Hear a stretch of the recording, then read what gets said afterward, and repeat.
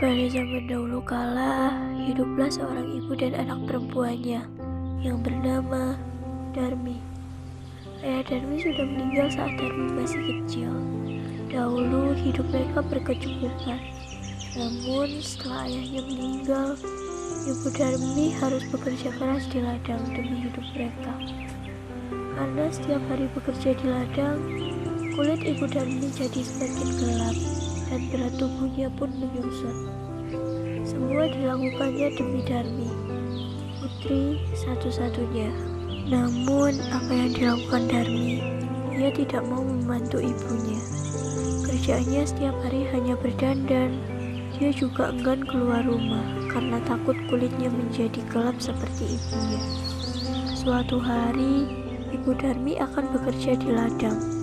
Dia akan bekerja sampai sore hari, sebab musim panen telah tiba. Ibu Darmi berkata,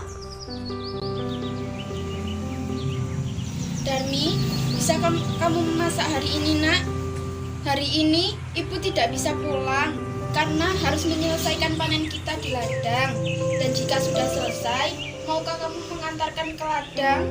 Tidak mau, Bu. Nanti kalau aku disuruh memasak, nanti badanku bisa bau tungku. Aku kan baru saja mandi.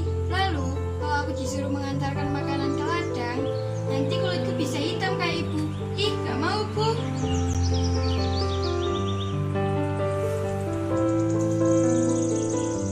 Ibu Darmi hanya menggeleng-gelengkan kepalanya yang terlihat sedih. Di ladang, Ibu Darmi bekerja dengan keras. Dia mengumpulkan hasil panen karena besok dia akan menjualnya ke pasar. Dia tidak memperdulikan perutnya yang lapar. Saat lelah, dia beristirahat sambil minum air yang dibawanya. Setelah pulang dari ladang, Ibu Darmi sampai di rumah. Betapa terkejutnya dirinya. Di meja tidak ada makanan yang bisa dimakan. Darmi sama sekali tidak masak. Darmi yang melihat ibunya pulang justru marah-marah. Ibu ini kemana saja sih seharian? Masa di rumah tidak ada makanan? Darmi kan lapar, Bu. Belum makan seharian. Darmi, ibu kan tadi sudah menyuruh masak, nak. Darmi udah bilang kalau Darmi itu gak mau, Bu. Darmi meninggalkan ibunya yang kelaparan dan lelah dengan marah. Keesokan harinya, Ibu Darmi sudah siap dengan hasil panennya. Dia akan pergi ke pasar. Darmi, ikutlah ibu ke pasar, nak. Ibu membutuhkan bantuanmu untuk membawa hasil ladang ini. Aku nggak mau, Bu. Nanti kalau Darmi ikut ke pasar, nanti kulit Darmi bisa kotor. Ih, apalagi pasar kan becek, Bu. Akhirnya ibunya ke pasar sendiri dengan membawa hasil ladang itu.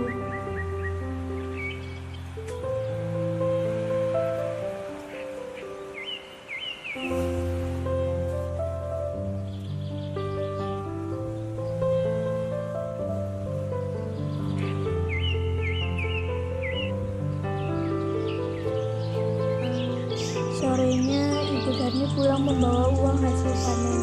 Tidak terlalu banyak.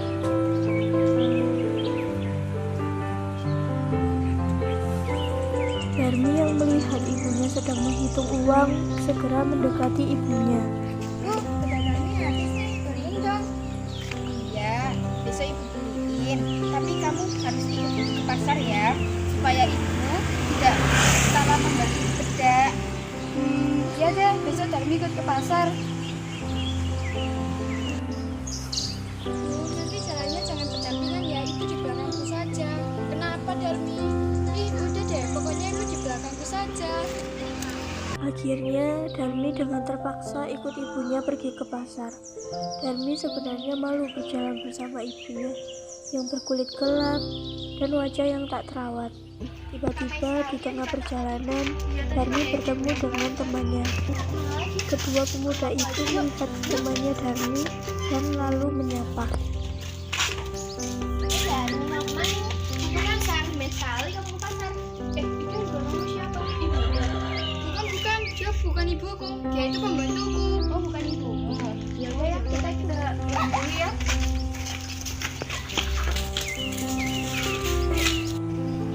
Sungguh hati Ibu Darmi semakin sedih. Begitu tega anaknya mengakui dirinya sebagai pembantu. Namun sekuat tenaga, dia berusaha menahannya. Sampailah Darmi dan ibunya di pintu pasar. Sesampainya di sana, Darmi melihat-lihat dan membeli barang-barang yang dijual di pasar itu. Sampailah Darmi dan ibunya ke tempat penjual bedak. Bu, saya mau cari bedak yang kualitasnya baik dan mahal. Jadi, jangan belikan terlalu mahal, nak. Uang itu berguna. Sudah deh, ibu diam saja. Sudah, sana-sana, jangan dekat-dekat kami. Nona, gak boleh begitu kepada ibu Nona. Bukan, Bu. Dia itu bukan ibu saya. Dia itu pembantu saya. Oh, pembantunya. Iya, Bu, pembantu saya. Ya udah Bu, yang ini saja ya.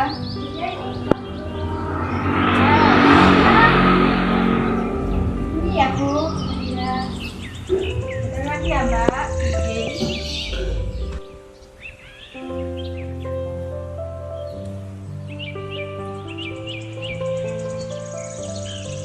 Dalam perjalanan pulang, Darmi marah karena ada barang yang tidak terbeli. Bu, Dani kan tadi mau baju keluaran terbaru tadi. Kenapa ibu malah mengembalikannya? Sudah terlalu banyak barang yang kamu beli, nak.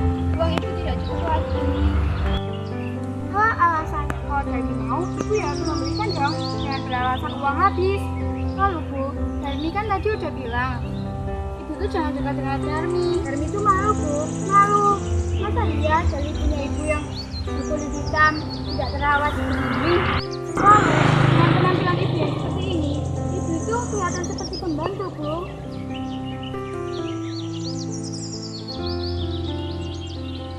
Ibu Darmi tak kuasa menahan air matanya. Maka ia pun berdoa. Tolong hamba sudah tidak kuat lagi dengan sikap anak hamba. Setidaknya hukum dia agar dia jerah ya Tuhan.